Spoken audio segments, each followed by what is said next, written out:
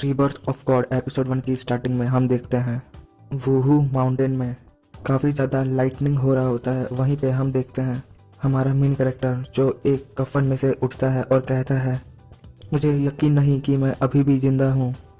और हमें अपने मेन कैरेक्टर का नाम लीमू बताया जाता है, जो इमॉर्टल किंग रहता है ज़ूतियन सेक्ट का और सेक्ट लीडर भी। इसके बाद हमें पास्ट में हुए इंसिडेंट दिखाए जाते हैं, जहाँ पे हमारा मेन कैरेक्टर इविल स्पिरिट और मॉन्स्टर से फाइट कर रहा होता है जो ज़ूतियन कॉन्टिनेंट में अटैक किए रहते हैं। और हमारा मेन कैरेक्टर बताता है इस फाइट में लगभग लाखों लोगों की जान गई और ये लड़ाई लगभग 100 सालों तक लगातार चला। और लास्ट में जब मैं जीता, जब सब लोग मर चुके थे और जिस प्लेनेट में लड़ाई हुई थी वहाँ पे हर एक आदमी मर चुका था। और यही नहीं, वो प्लेनेट भी डिस्ट्रॉय हो गया था इस लड़ाई में आके। इस लड़ाई की वजह से मैं भी काफ़ी ज़्यादा जख्मी हो गया था और मुझे ज़िंदा रखने के लिए वहाँ के गॉड्स ने मुझे एक कफन में बंद करके प्लेनेट अर्थ पे भेज दिया, जहाँ मैं सरवाइव कर सकूँ। अब हम प्रेजेंट का सीन देखते हैं, जहाँ हमारा मेन कैरेक्टर कहता है, ये सब होने के बाद मैं बच तो गया, पर मुझे ये नहीं पता कि मैं कितने समय से सो रहा था। अब हमारा मेन कैरेक्टर उस गुफा से बाहर आता है और लंबा सा सांस लेते हुए कहता है, ये काफ़ी ज़्यादा कंफर्टेबल है। और हमारा मेन कैरेक्टर वहाँ पे सांस लेते हुए कहता है, जब मैंने उस इवल स्पिरिट को हरा दिया तब से जुआनियान कॉन्टिनेंट का स्पिरिचुअल एनर्जी अपने पीक पे पहुँच गया। अब हम देखते हैं वूहू माउंटेन में काफ़ी ज़्यादा टूरिस्ट आए रहते हैं। उनमें से उनकी एक गाइड रहती है जो बताती है ये वूहू माउंटेन है जहाँ पे इमॉर्टल मास्टर रहते हैं जो एक ताबूत में बंद है। और वो गाइड कहती है उस इमॉर्टल मास्टर को वूहू माउंटेन में कहीं छुपा दिया गया है। अगर आप उसे फाइंड कर लेते हैं तो आप इमॉर्टल मास्टर से एक अच्छा रिलेशनशिप बना सकते हैं। अब हम बाकी टूरिस्ट को देखते हैं, जिनमें से एक कहता है, मुझे नहीं पता जियानजुन कॉन्टिनेंट पड़ा है कि नहीं, पर मैं ये जानना चाहता हूँ अभी हमें कितना क्लाइंब करना होगा और मैं लगभग मरने ही वाला हूँ। जिस पे उसका दूसरा साथी कहता है, हम लगभग पहुँच ही चुके हैं और तुम थोड़ा ब्रेक क्यों नहीं ले लेते हो। हमारा मेन कैरेक्टर इन सबको देख के कहता है, इनमें से कोई एक भी QI कल्टिवेटर नहीं है।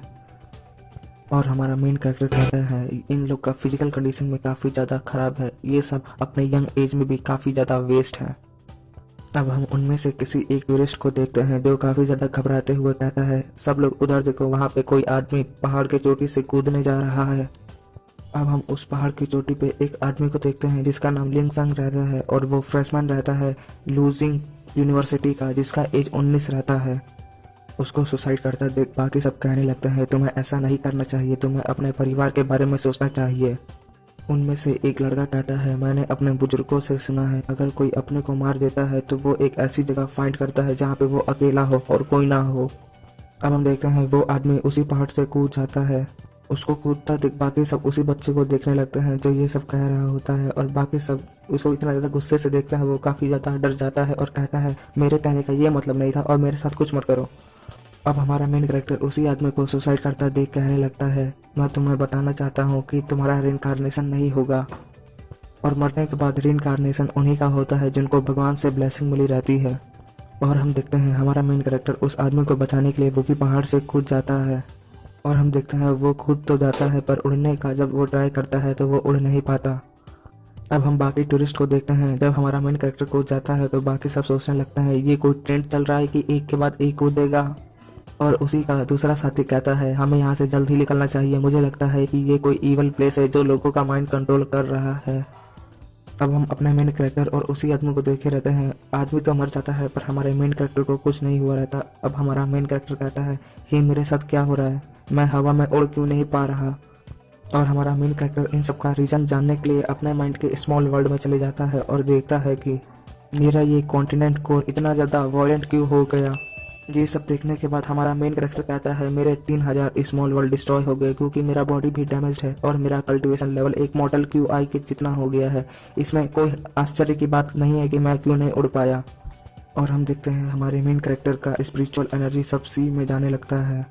हमारा मेन कैरेक्टर कहता है, ये स्पिरिचुअल एनर्जी काफ़ी ज़्यादा टेरिफाइंग है, अगर मैं इसे यूज़ करने का कोशिश करता हूँ तो मैं सब चीज़ ख़त्म कर लूँगा अपने साथ में। अब हम देखते हैं हमारा मेन कैरेक्टर वहाँ से टेलीपोर्ट होकर एक दूसरी जगह आ जाता है और कहता है, यहाँ पे एक और छोटा सा वर्ल्ड है जो अभी तक डिस्ट्रॉय नहीं हुआ। उसके बाद हमारा मेन कैरेक्टर उसी आदमी को भी टेलीपोर्ट कर देता है जो अपने को सुसाइड कमिट करके मार लिया रहता है। और हमारा मेन कैरेक्टर कहता है, मैं तुम्हें बचा नहीं पाया। और मेरा कल्टीवेशन स्टेट QI ट्रेनिंग में पहुंच गया है, इसीलिए मैं तुम्हें रिवाइव नहीं कर पाया। हाँ, पर मैं तुम्हें प्रॉमिस करता हूँ जब मैं अपने पीक पे पहुंचूंगा तो मैं तुम्हें रिवाइव वापस से कर लूँगा।